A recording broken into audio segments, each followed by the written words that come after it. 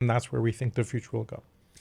Okay, so I can predict out, and anybody listening to the sound of my voice right now should be aware that I very much have my money where my mouth is, and so my fears are very real.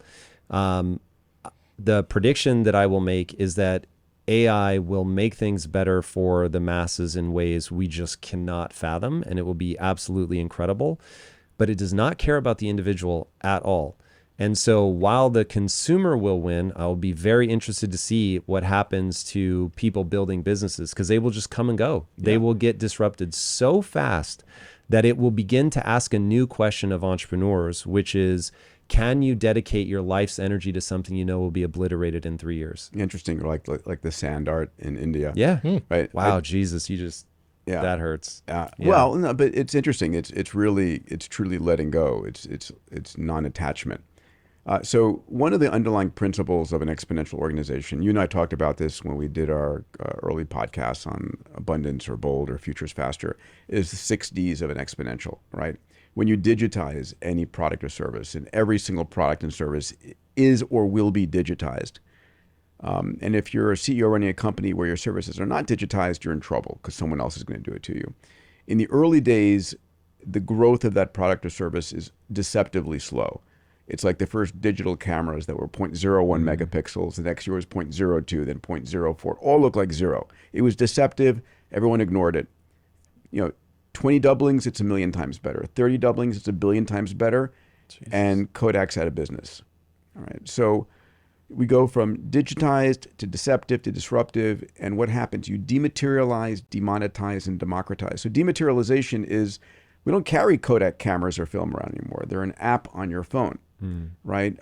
And when things become ones and zeros, the cost of replicating them is effectively free, and the cost of transmitting them is effectively free. So they're demonetized.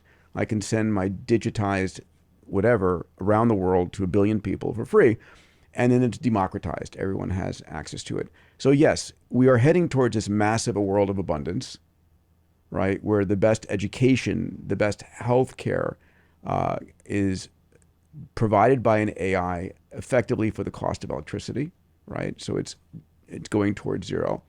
But would anybody go to medical school anymore? And by the way, it's going to become malpractice to diagnose someone without AI as your co-pilot, probably within the next 5 years, if not sooner. Chills. That's right? crazy. So this is happening, and yeah, it's going to flip a bit or two here. Because what do you mean by that? Well, a lot of wealth is created when you create something and retain it for yourself. And you sell it off a little bit at a time, or you build a platform that other people build on top of. But I remember I was on stage at Singularity University.